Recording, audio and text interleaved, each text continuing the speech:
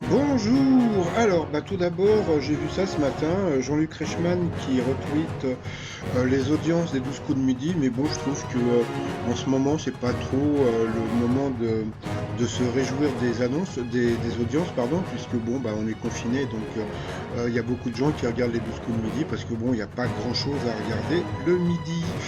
Alors, sinon, ce programme a été enregistré avant les annonces sanitaires du gouvernement. Alors, petit résumé des 12 coups de midi d'aujourd'hui. Blablabla, le maître de midi il est génial, il est super, il est gna. Petit coude comme d'habitude, hein, petit check du coude. Ensuite, petit selfie comme d'habitude. Ensuite, au coup d'envoi, la première question de bébé de la matinée. Quel personnage de jeu vidéo a été incarné au cinéma par Angelina Jolie? Donc bien sûr c'était Lara Croft. Alors après donc vous aviez Grégory qui était avocat. Alors pour Grégory, quelle est la particularité effrayante du poisson appelé tête de serpent?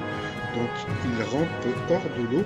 Alors il y a un truc moi qui me fait peur moi, quand je fais mes vidéos, c'est quand ils posent comment dire, les questions à tous les candidats, j'ai toujours peur que bah, plus personne ne passe à l'orange et que je suis obligé de me taper toutes les questions, etc. Donc heureusement, il y en a qui se plantent parce que sinon ça aurait été un peu galère.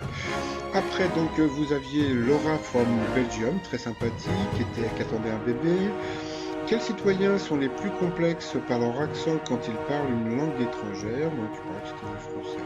Bon. Ensuite, vous aviez Thomas. Alors, pour Thomas, pourquoi le japonais Kokoro Kagura est-il entré dans l'histoire du sport en février dernier, puisque c'est lui qui a battu Teddy Riner?